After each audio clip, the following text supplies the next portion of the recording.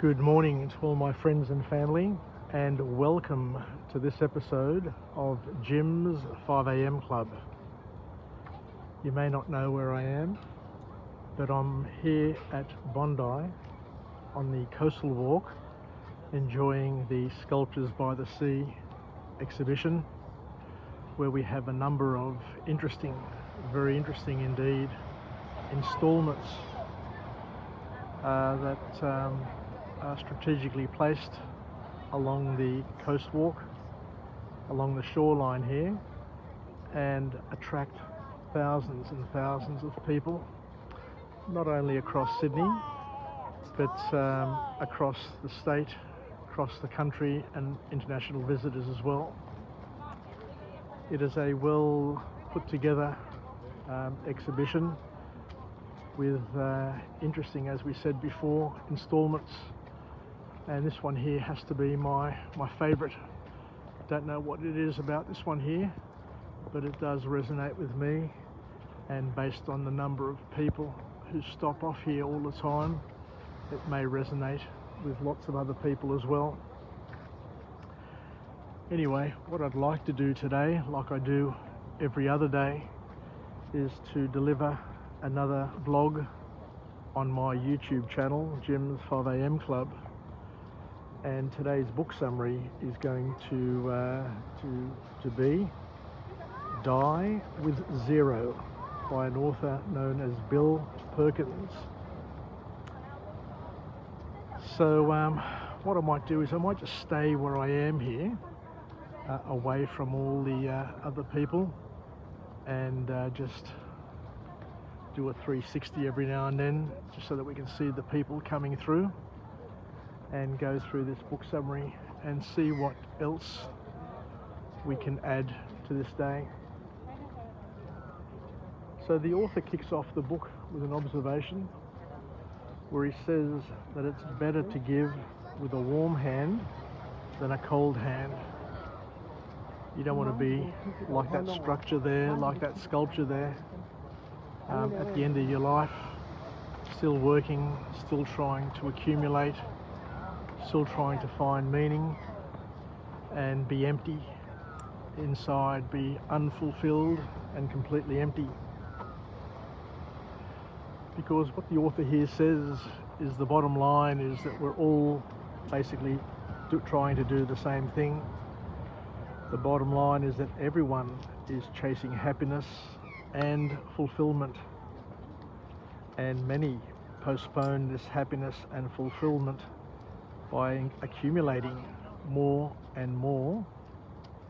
And I remember years ago going to a seminar run by the St George Bank. Back then I was invited by my friend Bill Perkins to go along, and the guest speaker at that event was Paul Clitheroe, and the event was a sponsored event, but it was all about superannuation and preparing for retirement. And I remember Paul Clitheroe saying to the audience, and it was quite profound indeed, and he asked everybody one question. He said, there is one question that I want to ask each and every one of you to contemplate, and the answer is going to be different for each person. And the question was, how much is enough? How much is enough for you to enjoy life? Now, some people, he said, need millions of dollars, and yet others are happy to retire with a pension. But each person, as he said, was different and have different needs and different requirements. But he also mentioned that the more minimalist you are in your worldview, in what you want to achieve in life, the happier you're going to be, and the less prone to disappointment you're going to be along the way. Because what happens, and this is what Paul Clitheroe said, and this is what this author Bill Perkins also says as well, that chasing becomes the end goal. Money, fame, possessions, whereas the goal should be to live a meaningful and prosperous life, not with things, not with trinkets, not with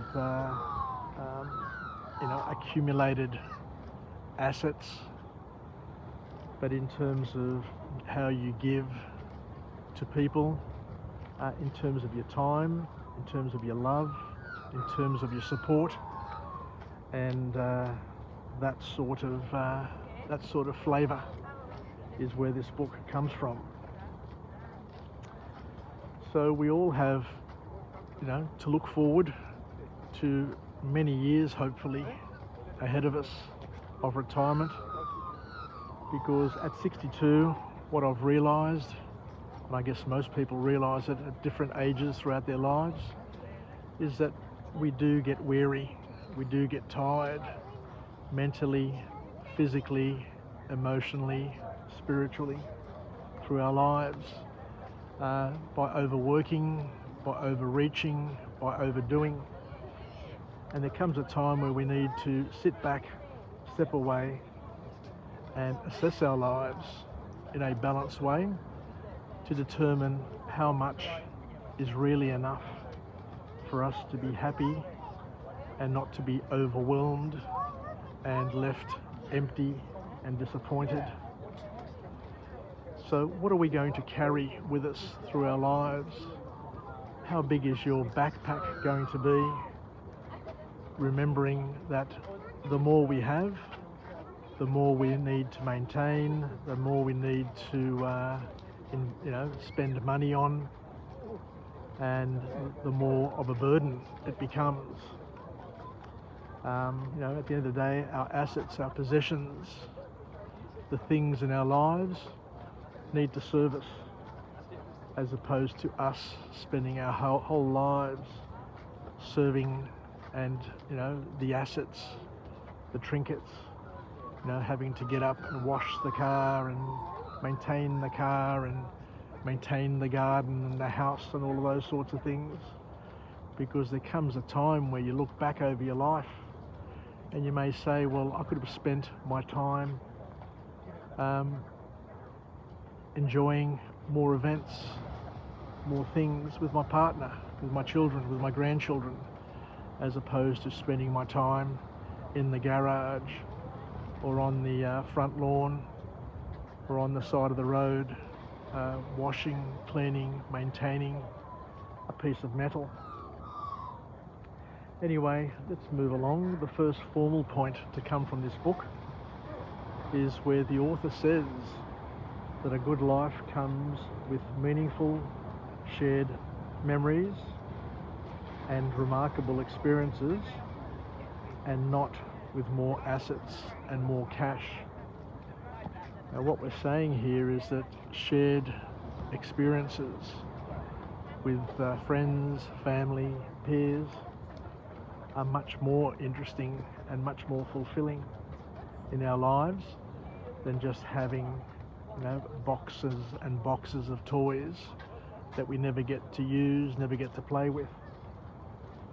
So just a simple thing like getting up early, coming down here to Bondi on the last day of Sculptures by the Sea,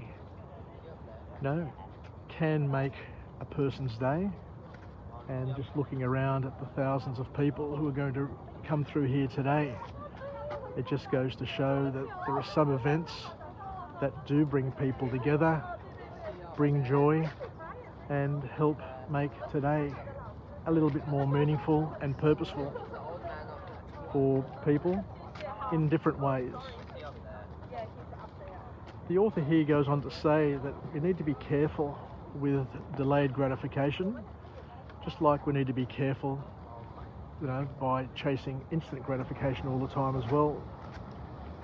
And according to the author, and this is something to contemplate and to think about, delayed gratification is tremendously overrated in Western society. And at the end of the day, a comfortable retirement is all but an illusion, and there is a time and place for everything. So we need to try and find that balance of having something right here and now, or waiting for something in the future. But we are all called to live in the present. We are all called to make the most of the eternal now. And sometimes, over planning, overthinking, and over, waiting, I guess, for something to happen may leave you empty, because we don't know what's happening tomorrow. We've all had and lived a different past. We are all living a different now. I am here, you are somewhere else. And time just keeps on moving, just like that disco ball keeps on revolving and reflecting different people's faces according to the perspective that they have or where they're positioned. So our life will also be different. We're all going to experience a different present. As I said, there are people who may be watching this video in years to come. You're in a different time frame to where I am now. This Sculptures by the Sea exhibition will never ever be the same. The weather conditions will be different from day to day, from moment to moment. There'll be cloud, there'll be clear skies, and things just keep on changing, just like our lives just keeps on revolving, keeps on moving, and we get different aspects. We get different slithers of reality, and just like we've had a different past, we're all going to experience a different present. We are all most certainly going to experience a different future, a very different future for each and every one of us. And that future could be long, could be short, who knows? The key is to experience and to enjoy every moment as it presents itself, because if you can find joy in this moment, you most certainly will find joy wherever you go. If you're unhappy, unfulfilled, and empty in this moment, then chances are, regardless of how much money you accumulate, regardless of where you live, regardless of who you are with, you're always going to feel empty and unfulfilled. So the author goes on to say that the greatest investment you can make is in your life and your life experiences. Because if you are happy and you are fulfilled, then chances are that others around you will feel that vibe, will experience your joy, and will be uplifted by your experience and your example. So we need to live a fulfilling life today as well as for our future days. And you don't need to compromise your retirement for a meaningful life today. At the end of the day, guess what? You can do both. You can find moments in your every single day to enjoy, as well as looking forward to your future life as well, is one of the key points that comes from this author. The other point that the author makes, the second formal point, and it's hinted in the title to this book, is to try and die with zero while still taking care of yourself, your children's inheritance, and your community. Now, you can do it all. Maybe you can't do it all at once, but within your allotted lifetime, you most certainly can get it all done if you do it in a purposeful and a measured and a planned way. The other thing the author talks about here is it's cheaper to pay insurance than save for an expensive illness. You know, spending on your kids throughout their lives is more important than spending it or waiting to pass it on with inheritance. So at the end of the day, we've all got choices with how we use our time, how we spend our money, and how we lead our lives. But the key, according to this author, is to try and do more with what you got and not to wait for that magical day, because that magical day will always evade us potentially. It may never come. You need to create, you need to shape perfection in the moment. You need to look for the joy in the moment. And something that I learnt years ago, which has stayed with me and has shaped my life, is where a person once told me that there are two types of people. There are matches and mismatches. The mismatches are the ones who look for the gaps, who look for what is missing, who are the negative sort of people. You know, the people who are picky, who are not happy. And on the other side, we've got the matcher, who's the optimist, who looks for the positive things, who looks for the substance in what appears. Just like we've got the people who can see the glass half full or half empty, there are people who can see that installation, that sculpture down there. They can see what is there, or others will notice what is missing. I guess the best way to look at that sculpture is, as a whole, what is there and what is missing, which basically signifies and is relatable. All of our lives have things that are there and that are missing, and our challenge is to try and fill our lives with the things that make us full, make us happy, make us complete. So the author finishes off this book summary with a third point, where he suggests that we try and secure our future. And to secure one's future, regardless of how you look at it, you need to start early, because the things that you accumulate in terms of experiences, which include lifetime, has a compounding effect. So our spiritual, our emotional, our financial, and our physical futures are a sum of all the compounding elements that we pick up along the way. So what we need to do is hopefully wake up one day and try and do the most we can do at any point in time, and to know that our tomorrow is basically going to be an accumulation of our yesterday and today. The actions that we take, the things that we invest in, and the time that we spend and that we enjoy with others and with ourselves as well, because there are going to be times where we're not going to be with lots of other people. I'm here by myself today. I got up early, it was my decision. I could have woken up Paula, but to get here before sunrise means that I had to leave home at about 5 o'clock, and waking Paula before before 7 o'clock is going to be a challenge.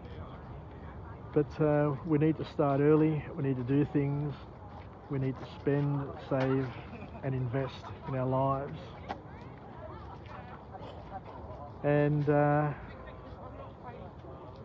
are no guarantees of how many tomorrows we will have and that we will enjoy, as we say. And we don't know